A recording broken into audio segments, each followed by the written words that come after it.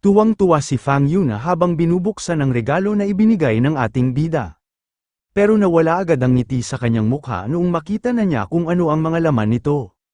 Niregaluhan ni Fang Ping ang kanyang kapatid ng mga libro ng mga ginagamit niyang martial arts technique. Nagalit si Fang Yuna dahil hindi nito akalain na ganoon pala ang regalo na ibibigay ng kanyang kuya. Sinabihan ni Fang Ping ang kanyang kapatid ng kailangan ng araw nitong mag-aral at magbasa ng mga martial arts technique, hindi nga raw pwedeng vitality lang ang tanging taglay nito. Kapag naging isa ng araw itong martial artist ay unahin nga raw nito ang pag-aaral sa puncture kick. Ang manic explosion daw ay kapag naging isa na itong rank 2 at ang blood arrow technique naman daw ay kapag naging isa na itong rank 3 martial artist. Huwag nga raw nitong kakalimutan na sunugin ang mga ibinigay niyang libro kapag nakabisado na nito ang mga teknik. Kapag papasok na raw ito sa isang martial arts university ay maaari raw itong pumili sa Nanjing University o Magic University. Kapag pumasok nga raw ito sa Nanjing University ay maaari nitong hanapin si Wang Jinyang para mabigyan siya nito ng isang mahusay na teaching advisor. Kapag pumasok naman daw ito sa Magic University ay maaari naman daw nitong hanapin si teaching advisor Lu Fengro. Kaibigan niya rin daw ang matandang si Teacher Li ng Logistics Department, hindi niya nga lang daw maalala kung ano ang pangalan nito. Sinabi rin ni Fang Ping na medyo lumalaki na nga raw si Fang Yuna kaya dapat nga raw nitong alagaan ang kanilang ama at ina. Tinanong ni Fang Yuna kung bakit daw sinasabi ng kanyang kuya ang lahat ng iyon. Tumugon si Fang Ping nang naiintindihan naman daw siguro ng kanyang kapatid ang ginagawa ng mga gaya niyang martial artist. Alam nga raw nito na nakikipaglaban sila at pumapatay ng mga masasamang tao. Umiyak si Fang Yuna at sinabihan ang kanyang kuya nang wag na nga raw nitong ituloy ang sunod nitong sasabihin.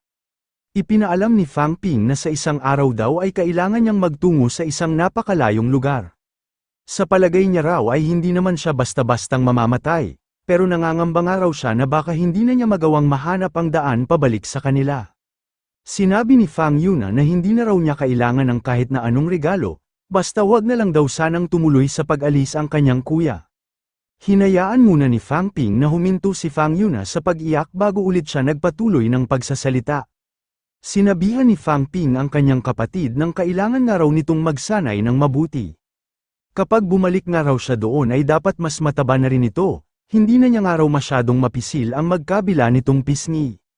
Nagpunta sina Fang Ping sa isang kainan sa loob ng kanilang unibersidad. Kinabukasan ay papasok na sila sa catacombs kaya nagpasya muna silang kumain ng magkakasama. Sinabihan ni Fu Changding ang kanyang mga kaklase nang wag daw nila masyadong pakaisipin na nakakatakot sa loob ng catacombs. Mga martial artist nga raw sila kaya mas mabuti na rin na makaranas na agad sila ng mga matitinding labanan ng mas maaga. Ngayong gabi nga raw ay dapat muna silang magsaya habang kumakain at nagiinom. Sinabi ni Zhao Lei na hindi raw sila kailangang sabihan ni Fu Changding, bilang isang araw martial artist ay matagal na silang napapasabak sa pagitan ng buhay at kamatayan. Nagsalita si Fang Ping at sinabihan ang kanyang mga kasama nang pakinggan daw siya ng mga ito. Ang layunin pa nga lang daw ng pagpasok nila sa catacombs ay ang maging pamilyar sila sa iba't ibang lugar. Huwag nga raw ang mga itong gagawa ng mga bagay na napapanood ng mga ito sa telebisyon gaya na lang ng pagsugod sa isang kalaban na higit na mas malakas sa kanila.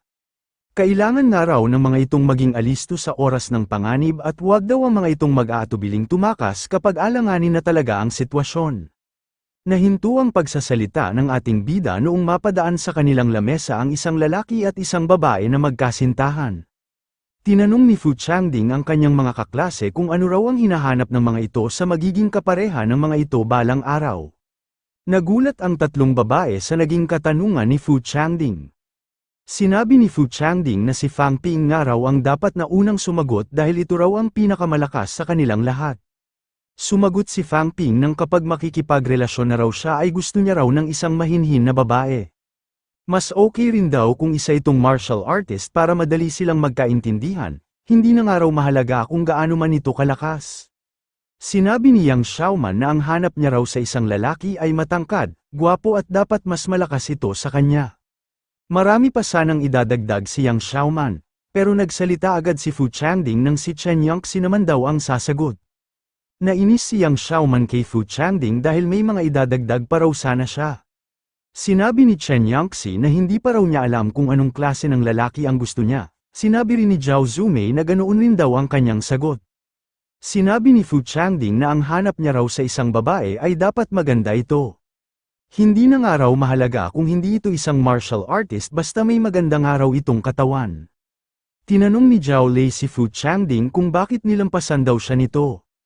Sumulyap si Fu Changding sa kanyang tagiliran para tingnan ang dibdib ni Yang Xiaoman.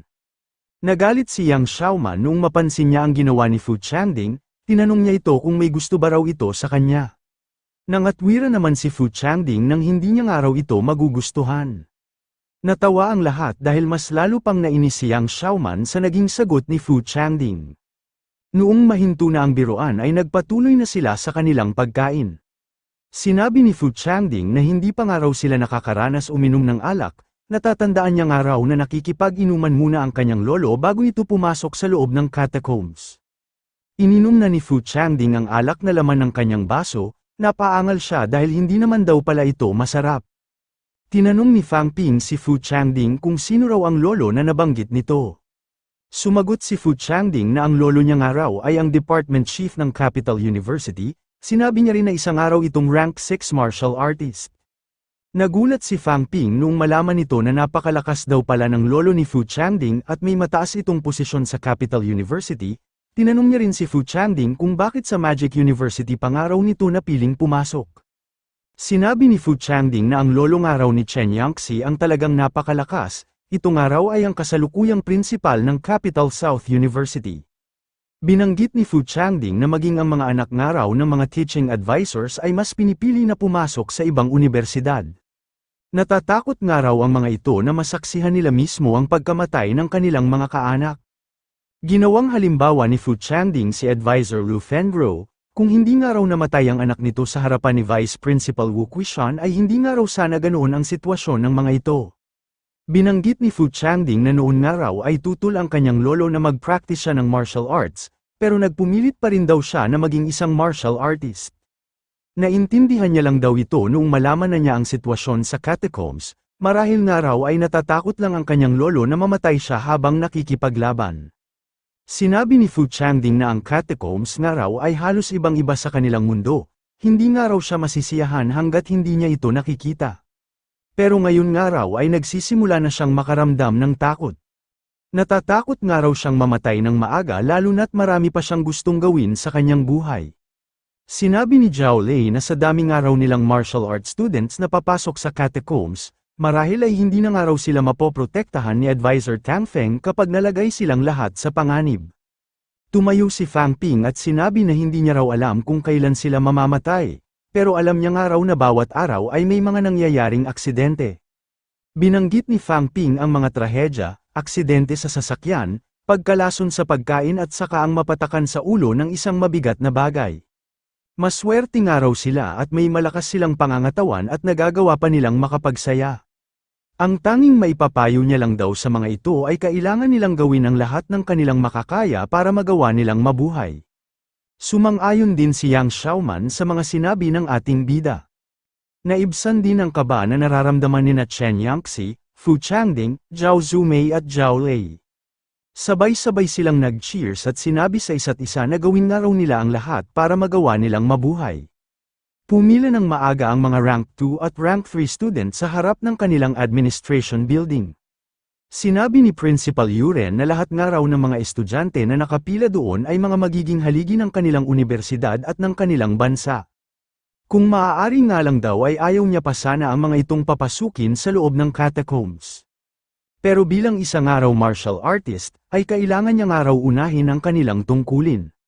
Mas tumitindi ng araw ngayon ang mga pag-atake sa loob ng catacombs, bilang isang araw martial artist ay tungkulin at responsibilidad na rin ng mga ito na pigilan ang mga nilalang na gustong manakop sa kanila. Sinabi ni Principal Yuren na sa ngalan nga raw ng kanilang Magic University ay naroon siya para saksihan ang pag-alis ng mga ito.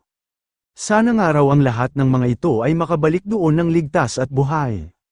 Sumaludo sina Principal Yuren, Huang Jing at Wu Quishan para ipakita ang pinakamataas na respeto sa mga gaya nilang martial artist. Sumaludo rin ang lahat ng mga estudyante sa mga Grandmaster na nasa kanilang harapan. Nagsalita si Tang Feng at sinabi sa mga Magic University students na magsisimula na raw silang umalis. Pagkaraan ng ilang oras ay dumating na rin sa lugar na kanilang pupuntahan ang mga boss na sinasakyan ng mga martial arts students. Nagulat sina Fang Ping noong makita nila ang taas ng seguridad sa napuntahan nilang lugar. Doon ay nakakita sila ng napakaraming tangke at mga makinarya na kalimitang ginagamit sa mga malakihang digmaan. Ilan lang ang mga ito sa mga nakahandang pangdepensa kung sakaling may magtangkang manggulo sa establishmento kung saan nakalagay ang lagusan patungong catacombs. Pagpasok nila sa isang malaking gusali ay dumaan muna sila sa isang mahigpit na inspeksyon. Sinigurado ng mga nakadestinong sundalo na walang magdadala ng mga handphones at electronic device sa loob ng catacombs. Ipinaalam ng isang sundalo na normal daw ang lahat at wala raw silang nakitang problema. Nagsalita ang namumuno sa mga sundalo at sinabi sa mga papasok na martial artist na lahat nga raw sila ay nakikipaglaban para sa kapakanan ng kanilang bansa at ng sangkatauhan, sana nga raw ay makabalik ang mga ito doon ng matagumpay. Habang umaangat ang isang makapal na pinto ay may ibinulong si Fu Changding sa ating bida. Binanggit ni Fu Changding na mas lalo raw siyang kinabahan ng dahil sa pagpapaalam sa kanila ng mga Grandmaster at sa pagsaludo sa kanila ng mga nadadaanan nilang sundalo. Sinabi rin ni Zhao Zumei, Yang Xiaoman at Chen Yangxi na ganoon na rin daw ang nararamdaman nila. Sinabihan ni Tang Feng ang mga martial arts students nang bababa na raw sila ng hagdan. Sa ibaba ng hagdan ay nakita nila ang isang napakalawak na lugar. Sinabi ni Fang Ping na may mga misyon nga raw na nakalagay sa mga naglalakihang screen. Ang mga misyon na ito ay magagawa lang sa pamamagitan ng pagpasok sa loob ng catacombs. Sumaludo ang mga matatandang martial artist na naghihintay ng mga makakasama nila sa mga isasagawa nilang misyon. Sumaludo rin sina Fang Ping para batiin ang lahat ng mga martial artist at sundalo na bumati sa kanila. Pansamantala muna silang huminto sa tapat ng isang maliit na pinto. Tinanong ni Fang Ping si Advisor Tang Feng kung naroon na ba raw sila sa entrance ng catacombs. Tumugon si Tang Feng nang naroon nga raw sila ngayon sa lugar na gawa sa puro A-grade alloy. Itinayo nga raw ito bilang paghahanda kung sakali mang may makalampas na taga-catacombs sa lagusan na nasa kabila ng nasa harap nilang pinto. Sinabi ni Fang Ping na sa pagkakaalam nga raw niya ay hindi nakalista ang A-grade alloy sa mga items na mabibili sa logistics department. Ang 1 kilo nga raw ng D-grade alloy ay nagkakahalaga na ng 20 academic points. Naisip niya na napakamahal nga raw pala ng mga pader at pinto na nakikita niya ngayon. Tinanong ng lalaki na nagngangalang Liu Xiangpeng ang ating bida kung interesado ba raw ito sa hawak nitong pinto na gawa sa A-grade alloy. Agad namang sumagot ng oo ang ating bida. Sinabi ni Liu Xiangpeng na kapag natalo na nga raw nila ang mga kalaban sa loob ng Magic University Catacombs ay hindi na raw nila kakailanganin ng mga ganoong kamahal na pinto. Kapag nangyari nga raw yun ay maaari na silang magtulong para angkinin ito. Tumugon naman si Fang Ping nang marahil nga raw ay hindi na rin siya interesado sa pintong ito sa mga panahong yun. Natuwa si Liu Xiangpeng dahil nagugustuhan niya nga raw ang personalidad ng ating bida. Tinanong din ito ang ibang mga estudyante kung nakapag-enjoy na ba raw ang mga ito sa buhay. Sinabi ni Liu Xiangpeng na masarap nga raw sa pakiramdam ang magkaroon ng kasintahan kaya wag nga raw ang mga itong mamamatay ng maaga. Nagalit si Tang Feng sa mga sinasabi ni Liu Xiangpeng sa kanyang mga estudyante. Tinanong ni Liu Xiangpeng kung ano naman daw ang masama sa kanyang mga sinasabi, lahat naman daw ng mga ito ay nasa husto ng gulang. Tinawag ng isang lalaki si Liu Xiangpeng at sinabi na maaari na raw itong dumaan. Sinabi ni Liu Xiangpeng na kailangan na raw niyang umalis dahil sasabihan pa raw niya ang mga nasa kabila ng lagusan na malaking grupo ang paparating ngayon. Ayaw niya nga raw na magkaaberya ang mga ito sa una ng mga itong pagpasok sa loob ng catacombs. Sinabihan ni Tang Feng ang mga estudyante nang pumila na raw ang mga ito ng isang linya at dadaan na raw sila sa maliit na pinto. Pumasok na sina Fang Ping noong marinig nila ang hudyat ng kanilang mga teaching advisors. Doon ay nakita na nila ang malaking lagusan na kanilang dadaanan. Naisip ng ating bida na sa wakas nga raw ay makakapunta na siya sa loob ng catacombs. Lumusot na sina Fang Ping sa bungad ng malaking lagusan. Napagtanto ng mga estudyante na mahaba pala ang lagusan na kanilang dadaanan. Binanggit ni Fang Ping na isang araw energy passageway ang dinadaanan nilang ito. Tinanong ni Advisor Tang Feng ang ating bida kung paano naman daw nito nalaman.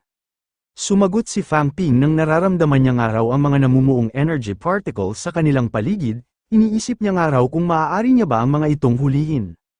Sinabihan ni Advisor Tang Feng ang ating bida nang wag nga raw nitong gagawin ang naiisip nito. Maaari nga raw magambala ng mental strength nito ang dinadaanan nilang lagusan at magdulot pa ito ng isang pagsabog. Binanggit ni Advisor Tang Feng na kapag nagkaroon nga raw ng pagsabog sa ganoong lagusan ay wala raw makakapunta sa magkabilang mundo. Ganito nga raw ang nangyari noon sa Tianan Catacombs, ginamit nga raw ng ilang Grandmasters ang taglay ng mga itong mental strength para puwersahan na isara ang lagusan na karugtong ng Catacombs upang hindi makalampas ang mga kalaban. Tinanong ni Fang Ping kung bakit hindi na lang daw nila ipasara sa mga Grandmasters ang mga Catacombs ng kanilang bansa para wala na silang puproblemahin. Pinaliwanag ni Advisor Tang Feng na hindi raw sila maaaring umasa sa ganoong paraan, sa katagalan nga raw ay magbubukas lang ulit ang nagsarang lagusan at mas lalo pa itong lalawak. 1,000 metro ang layo ng nilakad ni na Fang Ping sa loob ng lagusan. Ang kabilang dulo nito ay gawa rin sa mga A-grade alloys, pero mas maliit lang ang pinto nito kumpara sa pinto na nasa orihinal nilang mundo. Ngayon ay nasa loob na talaga ng catacombs ang ating bida. Tumingala si Fang Ping para tingnan ang isang bagay na nagbibigay ng liwanag sa buong paligid. Doon na niya nakita ang isang bagay na parang isang malaking energy stone na nagsisilbing araw sa loob ng catacombs. Tumingala rin ang ibang mga estudyante at nagbigay ng kanya-kanyang opinyon. Ang malaking kampo ng Magic University sa loob ng catacombs ay tinatawag na Hope City. Nagsalita ang isang general na nakadestinaw sa catacombs at binati ng maligayang pagdating ang mga bagong pasok na estudyante. Ang general na ito ay si Xu Mofu at isa itong peak rank 6 martial artist. Sinabi nito sa mga Magic University students na simple lang daw ang kondisyon ng pamumuhay nila sa catacombs kaya lalampasan na raw niya ang mga karaniwang bagay. Binanggit ni General Xu Mofu na nasa 50,000 raw ang puwersa na nakadestino sa Hope City at 8,000 lang daw sa mga ito ang mga martial artist. 4 na beses naman daw ang laki ng puwersa ng mga taga Heavenly Gate City at sa bawat taon nga raw ay lagi ang mga itong nagsasagawa ng mga malakihang pag-atake. Binanggit din ni General Xu Mofu na 80 kilometro lang daw ang layo sa kanila ng Heavenly Gate City. Marami rin daw catacombs villages sa labas ng kanilang kampo at kung minsan ay nagsasama-sama rin daw ang mga ito para umatake sa kanila. Ipinaalam ni General Xu Mofu na ang pangunahing misyon daw ng kanilang Hope City military ay ang patayin ang mga catacombs martial artist, ang mga ordinaryong mandirigma at ang mga mababangis na halimaw.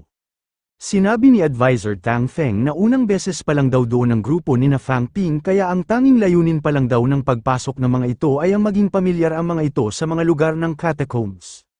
Sa unang 3 araw nga raw ay lalayo lang sila ng 10 kilometro sa Hope City para maging pamilyar ang lahat sa mga military base at support stations na nakatayo sa labas ng kanilang kampo. Pagkatapos naman daw ng 3 araw ay magsisimula na silang maglakbay ng 30 kilometro at tatagal daw ito ng 1 linggo. Pagkatapos nga raw noon ay malaya na ang mga itong makakapaglakbay ng 20 araw sa loob ng catacombs. Tinanong ni Fang Ping si Advisor Tang Feng kung ang lahat ba raw ng bounties na makukuha nila sa catacombs ay mapupunta sa kanila. Sumagot naman si Advisor Tang Feng nang yun nga raw ang ipinapatupad na patakaran doon. Tinanong naman ni Fang Ping kung maaari ba raw nilang malaman mula sa military department kung saan matatagpuan ang pinakamalapit na energy mines. Tumugon si Advisor Tang Feng nang kung may nadiskubre nga lang daw na minahan na malapit sa kanila ay dapat matagal na itong napagminahan ng mga taga-military department. Binanggit din ni Tang Feng na may mataas nga raw na konsentrasyon ng enerhiya sa mga energy mines kaya mas magiging mabisa ang pagsasanay kapag isinagawa ito sa loob. Karamihan nga raw sa mga ito ay pinamamahayan na ng mga naglalakasang halimaw. Sa kakayahan nga raw ngayon ng ating bida ay para lang itong nagpapakamatay dahil hindi pa nga raw nito magagawang makatakas sa mga malalakas na halimaw ng catacombs. Naisip ni Fang Ping na kahit raw pala makakita siya ng isang energy mine ay hindi rin daw pala siya basta-bastang makakakuha ng mga energy stones. Pinabuksan ni Advisor Tang Feng ang malaking gate ng Hope City.